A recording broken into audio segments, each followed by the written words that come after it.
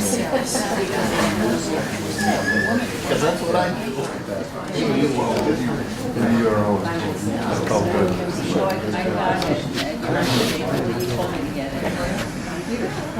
Hello, everyone.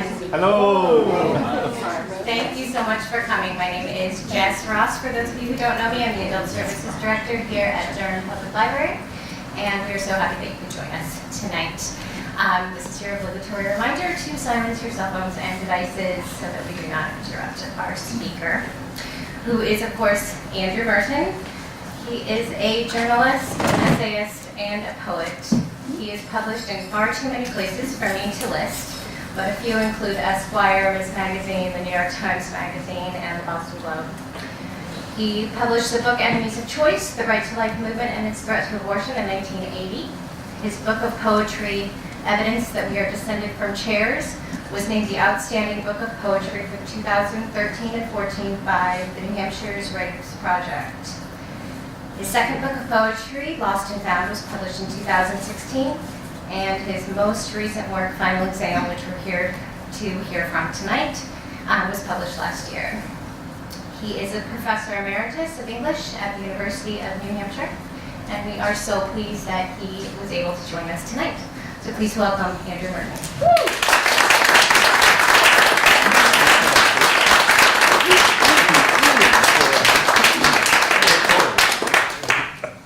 Thank you.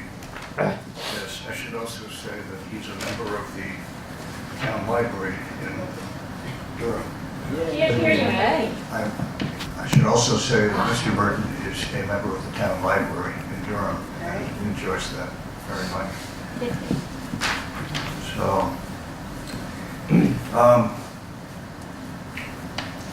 this new book came out about a month ago, and most of the poems, called Final Exam, most of the poems I read will come from this. I'll also read a few from the two older books.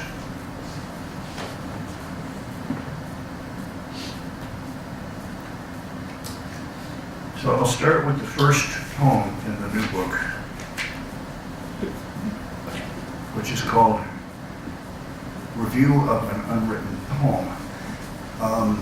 I stole the title, I'll say that right up front. There's the marvelous Polish Nobel Prize winning poet Sława Szymborska has a poem with that title.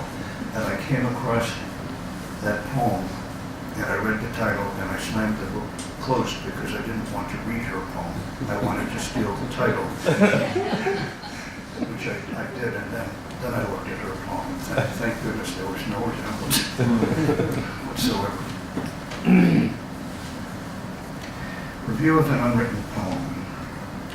It might have been better set in Tokyo or Johannesburg, or that small Brooklyn deli where a bat flew in during the power outage of 1946, causing the first post-vampire panic, post-war vampire panic.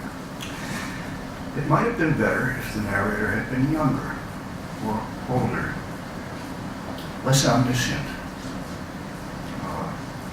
more reliable, Korean, or wearing lederhosen, or not wearing lederhosen. What was he thinking? It might have been better as a sestina, an ode, a haiku, a naughty limerick, in dactylic hexameter. For, as the poet must have known, there's no such thing as free verse. Always, in the end, someone must pay. It might have been better with crows in a pivotal role, with an aardvark in the title, or written by Emily Dickinson. These caveats notwithstanding, it must be considered a triumph. Okay. So I'm wondering how many people here got my dear friend's email mentioning this reading. Who's your dear friend? Okay, I sent it to some of you.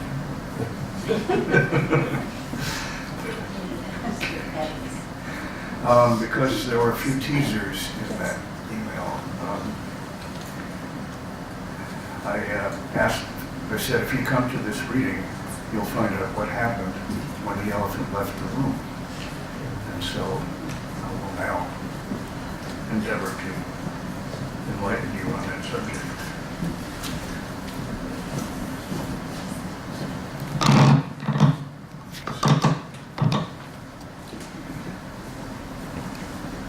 So this poem is called The Elephant. The elephant has left the room, trunk in arm with the 800-pound gorilla. Still, it would pay to remain vigilant, given the walrus on the veranda, the Komodo dragon down the hall, and the imperturbable platypus just now laying her eggs under your bed.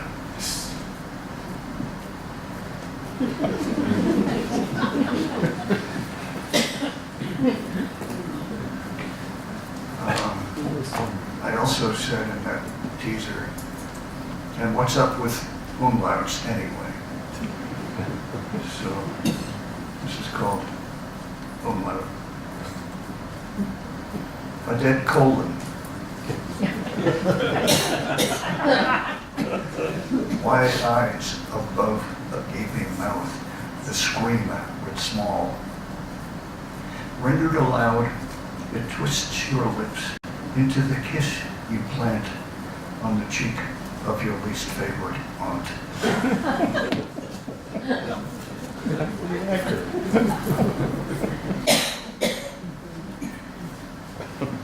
So, I'll read some poems which one way or another relate to music.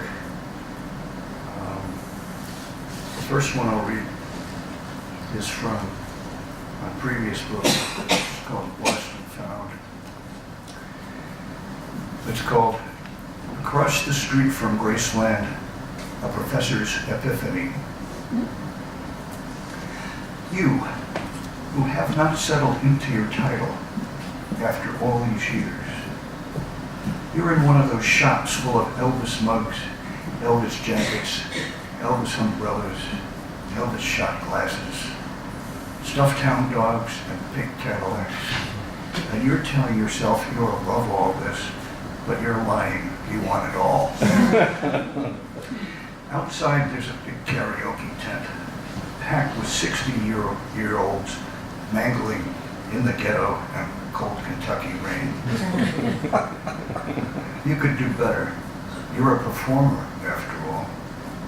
Then someone explains, those are amateurs up there. The real impersonators are on a break. And now you know who you are.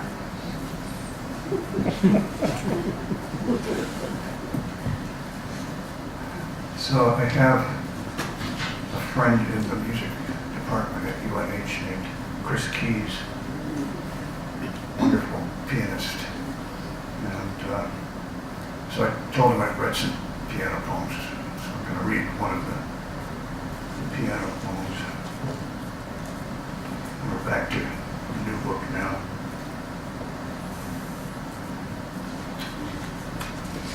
This is a very short poem. It's called The Lid.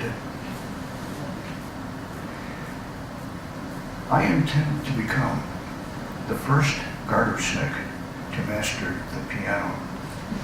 It should not be difficult once I figure out how to open the lid.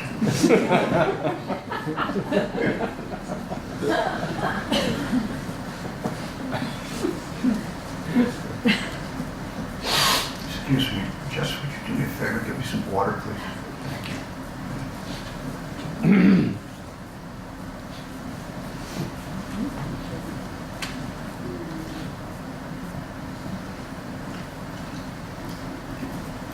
So this one takes place in the afterlife, and it's called Satchmo.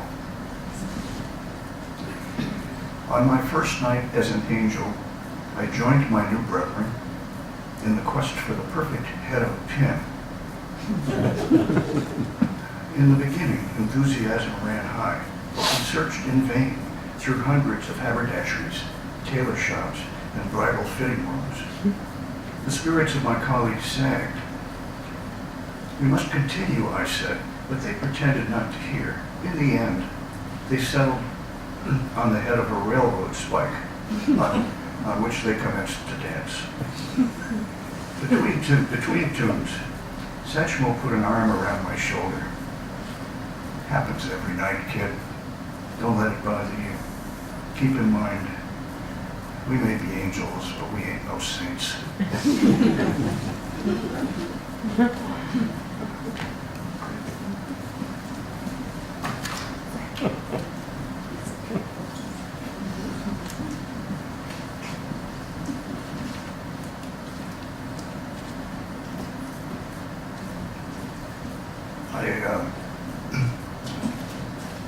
I write very short poems. I have one poem over here with no words at all. It has a title though. The title is To Say the Least.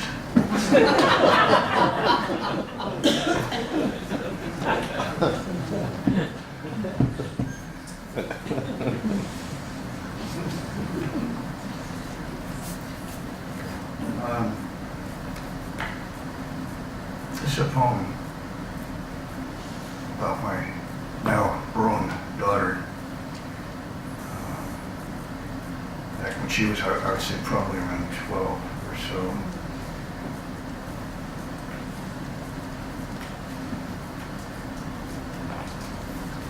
And it's dedicated to her. It's from Rachel. It's called This Music. I'm wearing my daughter's headphones.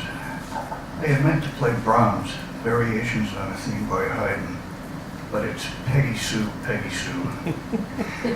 I'm 14 again, short, big feet, bad skin. Peggy Sue got married, and Wendy Steiner won't go out with me. Then she comes in, my daughter, grabs the headphones, boogies, kisses my cheek. Nice face, she says, and then she's gone. This music, it's enough to make you cry.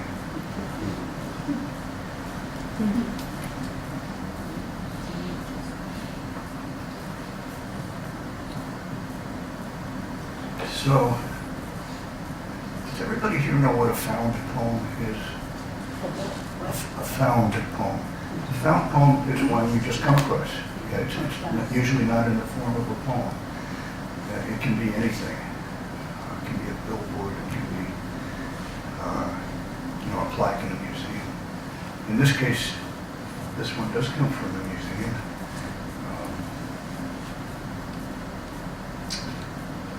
It's called Cunning Little Fellow. I was on a plaque or a sign next to an antique birdcage at the wonderful little Farnsworth Museum up in Rockland, Maine. And, oops, hit the wrong book here.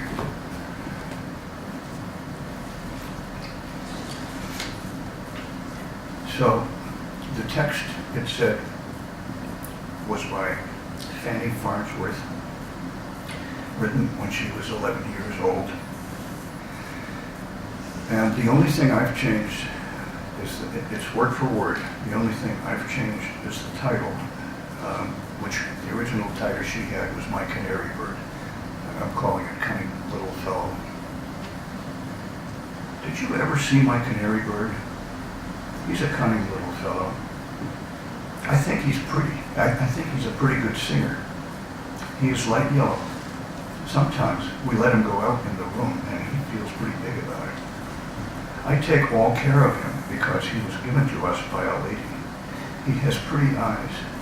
They are dark brown. And he is female.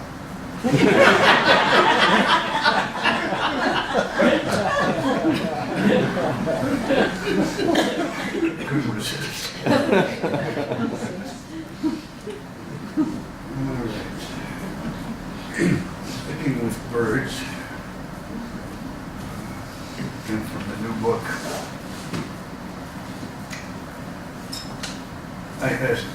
as many of you I'm sure do as well, I think a lot about druid chickens. Doesn't everyone? Well, I thought so. So, the title of this poem is, "Any poem with Druid chickens in the title is likely to succeed, comma." And then it goes into the text.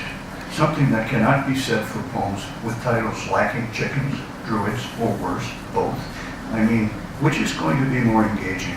A poem titled "What I Did on My Summer Vacation," or a poem titled "What I Did on My Summer Vacation is Nothing Compared to What a Few Determined Druid Chickens Pulled Off while scratching around in Hastings in 1066, or Plymouth Rock in 1620, or outside the Sun Record Studio in Memphis, Tennessee in 1956. And never mind about the raven and the dove. Who do you think laid those 6 dark magic eggs that kept the whole horde on the ark fed all these weeks in the rain? Centuries before, Jesus tried to pull off that loaves and fishes trick as his own, thus bringing about the great schism that drove Christians and Druids apart forever. I mean, really. So now I have a volunteer from the audience. My friend Julie is going to, we're going to keep with the chicken theme. Julie's going to help me read this one. The title of the poem is "The Chicken Conundrum." Why did the chicken cross the road? That's the wrong question. To determine the right question, we must first identify the chicken. What chicken? The chicken, the one that allegedly crossed the road. All right then. What is known of the chicken? Until recently, almost nothing. But in October 2008, archaeologists on a dig near the Abbey of Nantes, France, unearthed a remarkably well-preserved leather satchel that contained a fragmented scroll or parchment upon which was written in Greek what appears to be a definitive account of the chicken. According to this document, which has come to be known as the Kotopolo Chronicle, Kotopolo is Greek for chicken, the chicken lived in the Holy Land at the time of Jesus and belonged to a family of peasants whose hut and meager barnyard lay in a small valley bisected by the road to Calvary. The document describes the chicken as being unusually large for its time, probably about 7 pounds, with black, shiny feathers. On the day of the crucifixion, the chicken encountered Jesus amid the procession of Roman soldiers escorting him to Golgotha.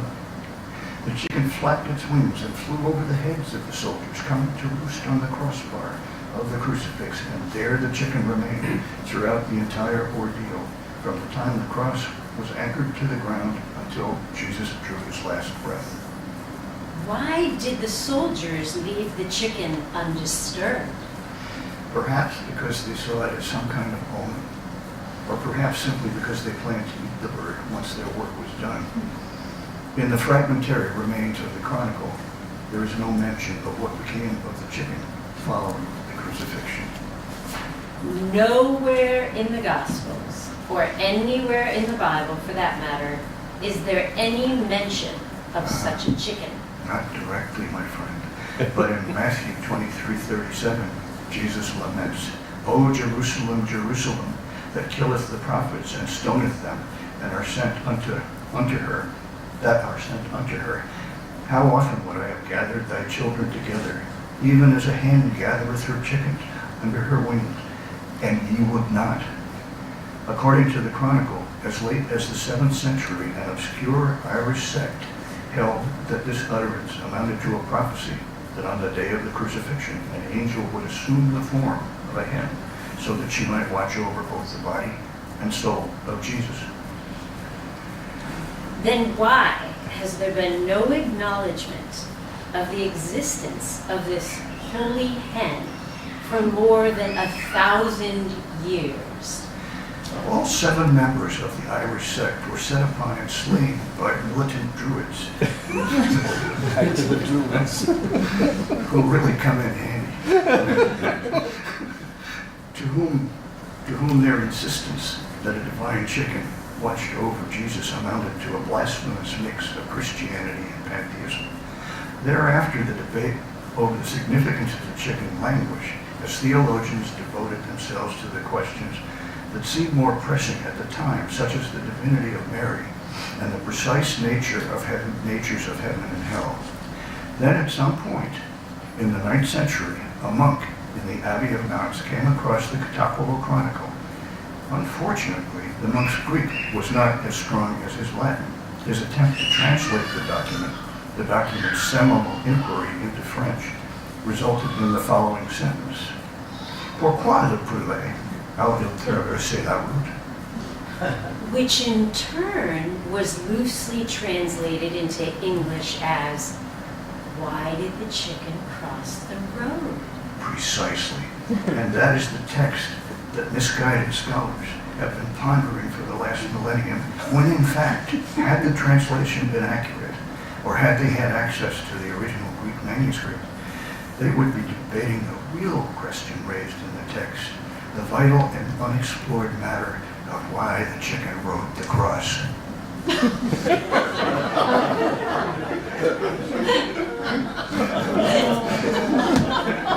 Thank you, Julie.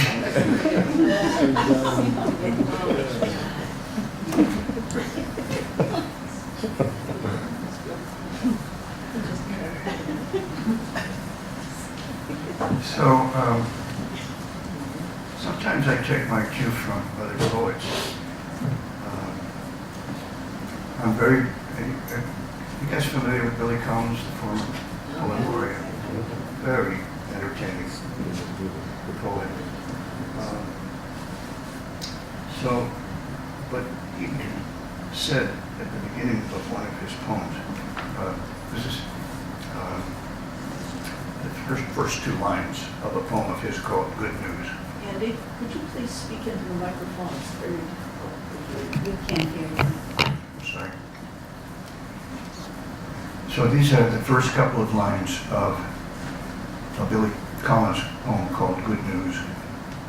For example, parentheses, and that's the first and last time I will ever use those words in a poem. And the poem is called Advice to Billy Collins from a Concerned Reader. Billy, is it wise to constrain your soul? You may regret those words if, for example, that man eating cauliflower, awaiting trial in Sao Paulo, jumps bail. Or if, for another example, the stars align themselves in a tableau of the Virgin Mary nursing twin girls over Milwaukee. Or if, for a final example, the unicorn emerges from that sumptuous beard you've been growing all these years in secret.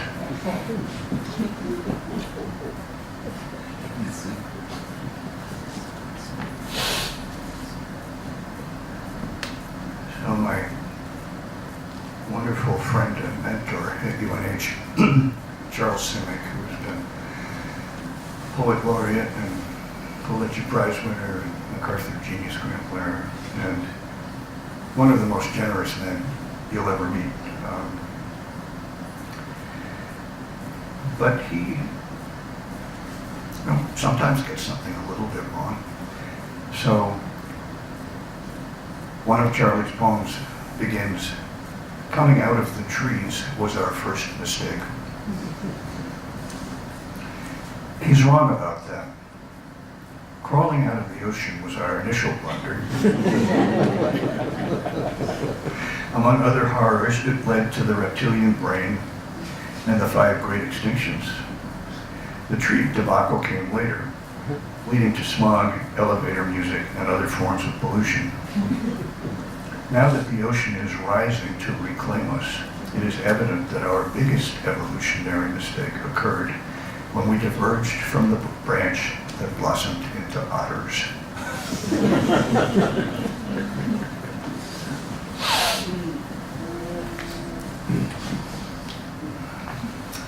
We ought to know better. Just can't stop myself. Okay.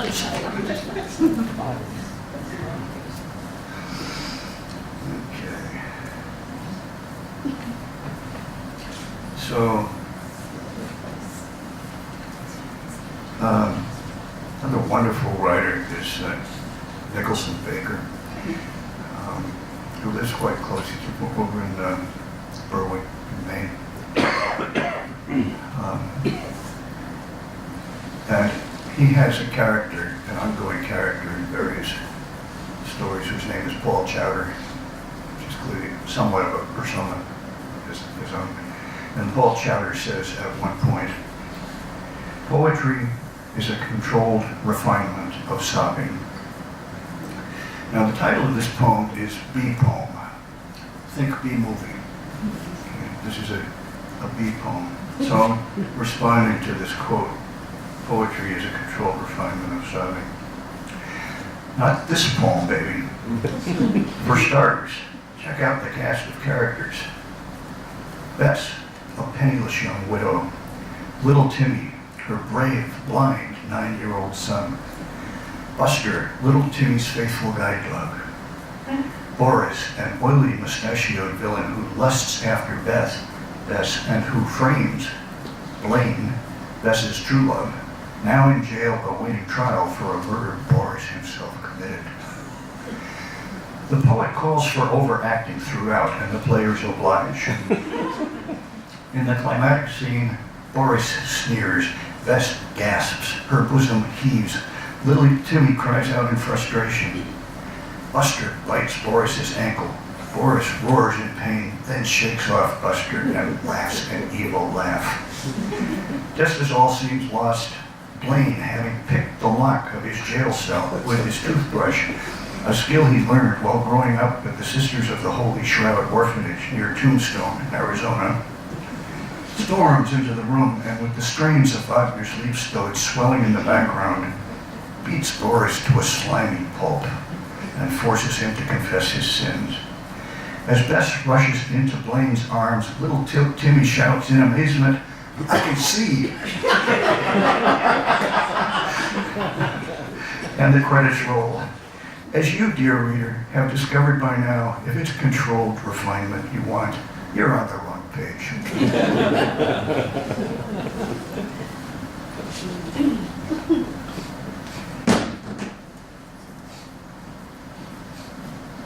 So, we'll be right along, but let's have some poems about death now. This one is from the first book. It's called Your Date with Death. You don't have to be somber, you know.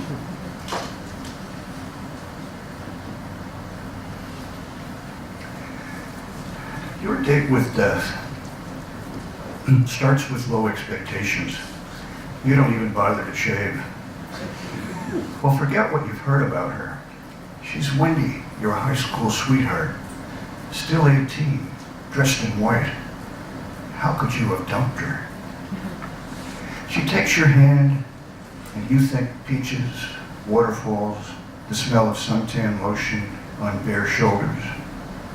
Now you can finally dance. Not the tango you once craved, but a mannered waltz in a mirrored ballroom, ending with a curtsy and a bow. Later at her door, she thanks you. Feeling shy, you ask, "What's it like being death?" On good nights, she says, "It's like this," and she kisses you hard.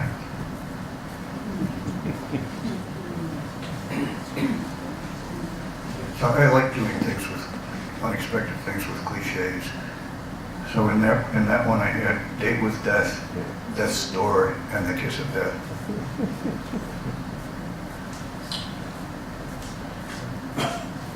So naturally the next poem is called Autopsy.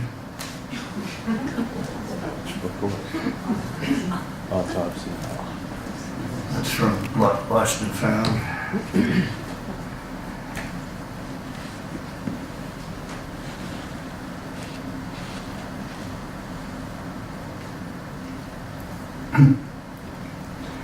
Autopsy. When they cut me open, they find a black mongrel that can outrun a greyhound. My father's Steinway upright, his yellowed score of the Moonlight Sonata still open on the stand. An old rubber ball lost in some dark corner of Washington Square Park. Excuse me.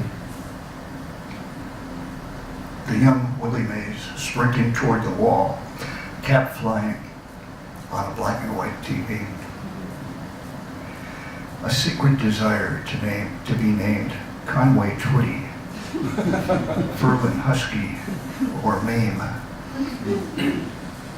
A python, a boa, a little black hole, and a slice of pie P.I.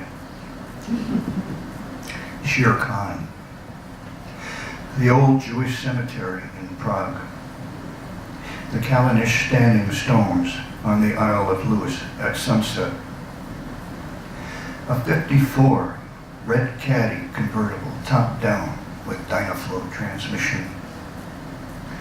An empty bottle of Jameson's. And a needle from one of Monet's haystacks, which they list as the cause of my death. And then, of course, after that, next poem is called Biopic. At the end of the film of your B-list life, the A-list actress playing your young widow walks away from your grave, shrouded in black from head to foot.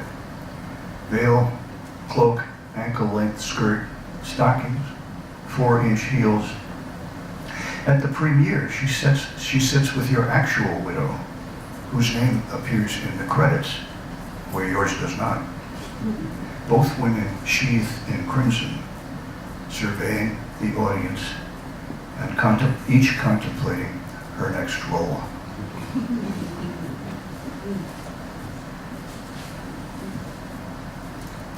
I'm going to read 4 more poems. This one is the title poem from the new book called Final Exam.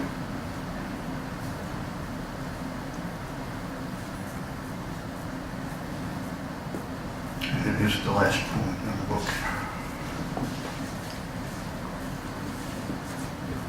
The proctor, an ancient she-crow, offers instructions vague as fog. You are given to understand that the allotted time varies, as does the arc of the grading curve. There are no right answers, and also, perhaps, no wrong ones. In fact, it seems there are no answers. All that remain are some fragments of a single question, scattered on a cave floor in southwestern France among the ashes of a long-dead fire.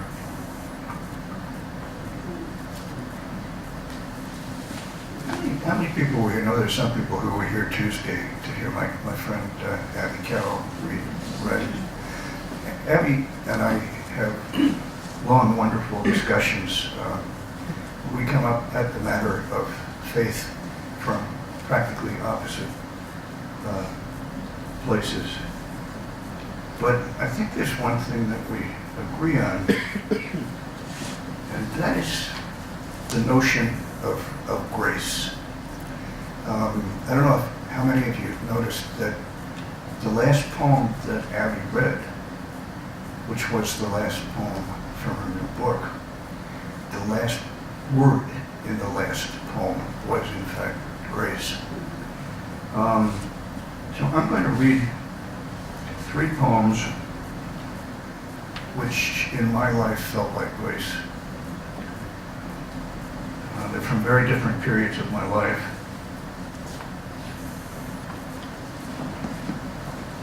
First one when I was about 9 years old.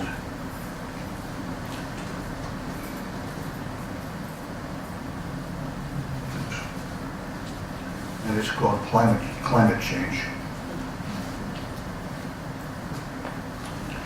Black clouds roll over the old ball field.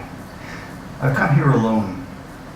I don't like being 9 or being me. Minutes ago, the sky was cartoon blue. Small birds flocked near second base. Now they scatter as the wind picks up. A snake's tongue of lightning flickers the thunderhead roaring like some crazed Norse god. Rain hammers my face. Never have I felt such peace.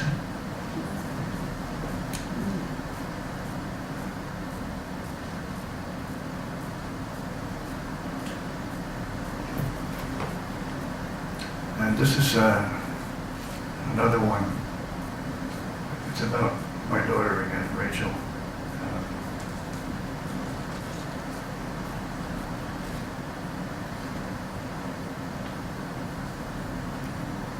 It's called Rachel at 8, or The News from Down Under.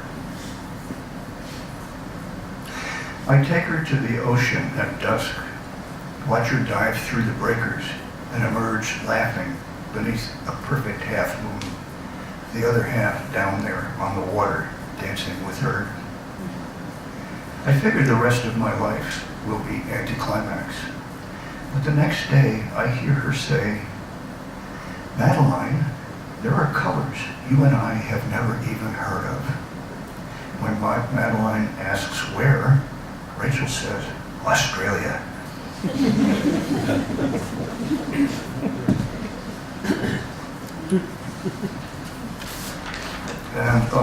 And with a new poem.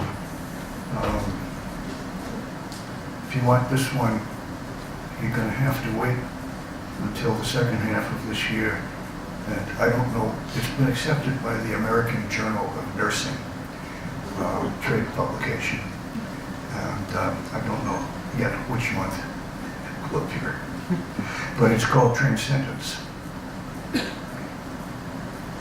It comes every month or so while I am shaving, or peeling a potato, or watching a woodpecker hammer away at an old dead pine. Shimmering blues, greens, yellows, a rainbow effect, suffusing whatever is before me with an otherworldly aura. Doctors say these episodes are manifestations of migraine. The bird and I know better. Thank you.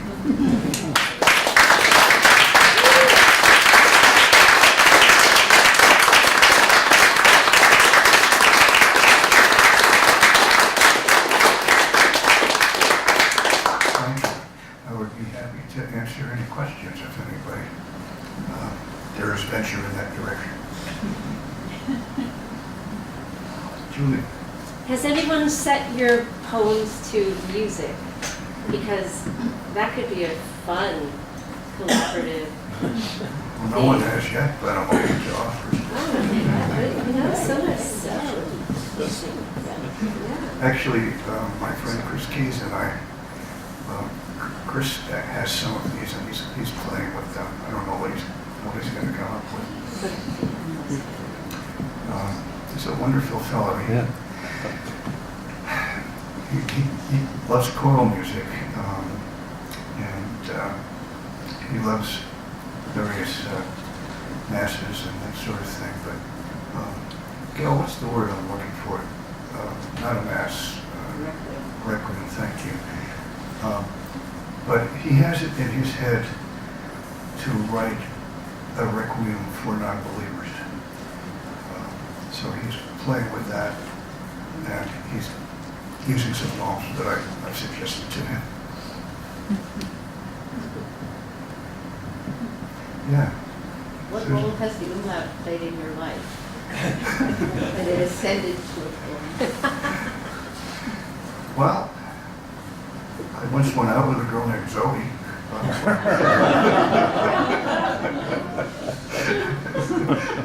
We tried and failed to learn German.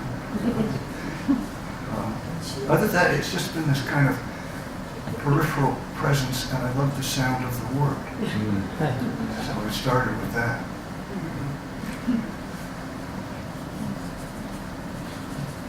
I heard a reference to Willie Mays in there. Was that the catch in the polo ground? Oh, yeah. 54 of his big words? Big words. Okay, good. Just wanted to check. Oh, yeah. Made him immortal right there. Did your experience with German have anything to do with the poem, The Umlaut? Yeah, probably. I mean, I can't My father was a German Jew who with his family got out of Germany in 1936. And so there was always this ambivalence about the language. And in fact, he and my mother, who was also a Jew from New York City, and of course this was right after the war, they just made a vow that their children would not learn German. And I was never able to overcome that. Yeah, Rachel. What ball field were you referring to, or just generically to ball fields, or were you talking about? The one in which poem? When you were, When I was When you were 9. 9. Oh, I can tell you exactly. Yes. It was at the South Down School in Huntington, Long Island, which is where I went to elementary school. I was hoping it was Evans Field. Well, what happened there was, my dark side is that I'm, as Ken knows, a Yankee fan. And we're still friends. Don't say that. Still friends. It's not your fault, Andy. Well, despite, his regional bias here. But I dreamed of playing center field for the Yankees right up through the time, I figured, okay, when Mantle had it, that was okay. But when he retired, nobody called me. That dream died when I was, about 30 or something. So I write poetry instead. Yes, ma'am. Have you ever read any of the poems of Heinrich Heine? I have. Because you know how he immigrated to France and Yeah. he maligned Germany, and yet he had such a longing to go back. Yeah. It's a real conflicted soul. I'm getting. Did any of you see the wonderful exhibit at the UNH, the Library Museum, on Lottie Jacoby, the photographer? And essentially it was about exile. And one afternoon there was a talk, panel discussion about her work, including a woman whose name I don't remember. She's a lecturer in the art department at UNH, and she specializes in photography. And her theme was photographers in exile. And from her talk, I actually did gain new understanding of my father as an exile. I hadn't thought of it that much. I'm working on a poem about it. Anybody else? Okay, yeah, Ken. I was just going to ask if you have a poem about Gabe. We heard about Rachel. I do have a couple of poems about Gabe. In fact, I'll read you one really short one. I knew that was going to come up. I just have to find it. This is the title poem of Lost and Found. I don't remember exactly where it is in here.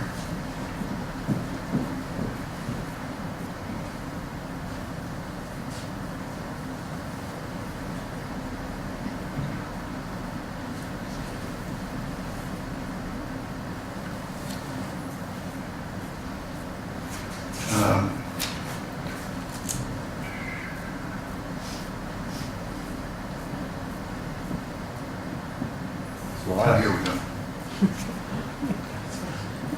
So,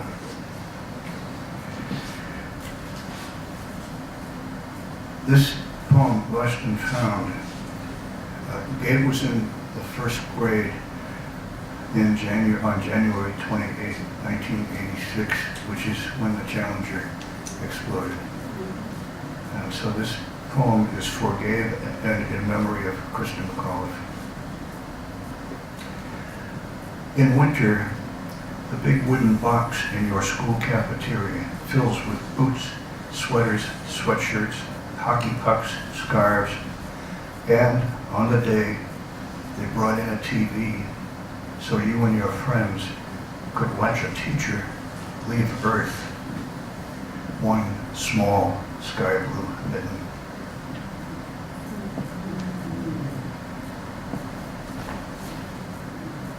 True. Yes, aside from Mickey Mantle's retirement, what led you to poetry from journalism? McKeel McBride she was the first one. I started out in journalism with no thought of writing poetry at all. I was in high school. I was intimidated by it, like a lot of people, unfortunately. And so I went out and was a newspaper guy for a while, and then I got hired here to teach journalism in the English department. And I found myself in the company of poets, McKeel and Charles Simic. And McKeel and I became buddies, and she just said, why don't you just come in and sit in on my graduate poetry writing workshop? And I did, and that's how it started. And I will tell you about an epiphany I had. I was still doing, to get tenure and stuff, I was still doing journalism. And I did a piece for Ms. Magazine, and it was a harsh critique of college fraternities. And it got me my 15 minutes of fame on the old Phil Donahue show.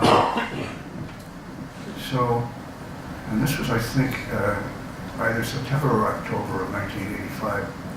So I got the royal treatment. They flew me down to New York from Logan, limo to a very nice hotel, limo from the hotel to the studio, the green room, meeting Phil, all of that, doing the show, and then in reverse, the limo back to Logan. And I got back, and then I was feeling utterly surreal the whole time, like watching myself from a distance, all this.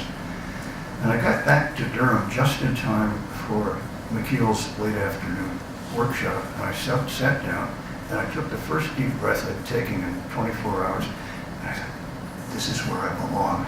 I was so relieved. Anybody else? Yeah. Where are your books available for purchase? Books are available for purchase, and I'll be signing them just out in the hall here. And also, please help yourself to the coffee and cookies over there, generously supplied by your town library. Thank you very much.